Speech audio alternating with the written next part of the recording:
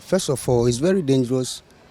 for hearing all those coup d'etats in West Africa specifically. But I think our leaders has a role to play in this coup d'etat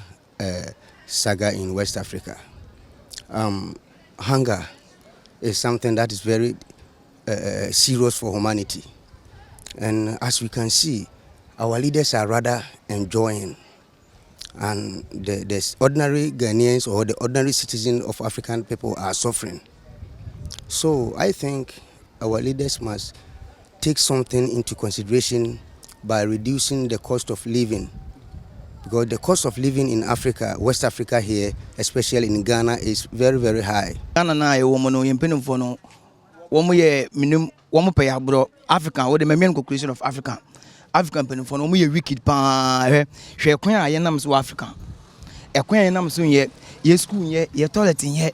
what I say what recently hwe sisila abranda pa hwe sky deni dem $1 million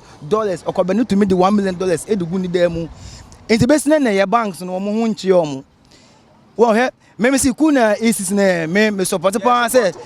saku ni zizi na me see aka Ghana na bia ye ntumi nya sa board no ye saku no Ghana no ye ni sa kuma na ebotumi aye saku no anka Ghana de anka saku ni because wa anka boso anka ye pe me ye driver wo se see wo he enema boa e diama see a spare part wo me driver me go kroma go to na boso see a spare part boy the diama na do ba o se ye ntoma no o ka chen say ye ntoma no na ye ba spare part no mani na obe ni free ama ba oba mo no o the duty at so am say see a ukoto tie kra tie bako 14 tie bako 1.5 2 million. When you look to Ghana now in our country, when you are even coming from Togo to enter into the country, the security is not tight too much over there. People can get in anytime and get out anytime. So the president is supposed to put in more measures so that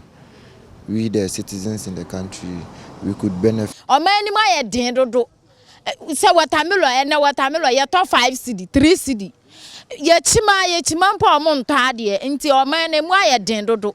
wodo ba kura ko school kura mpa almost be 80 million 90 million o man ni mu aye den nti munyi ndc ni MPP mfi woni akase ye mu ye man.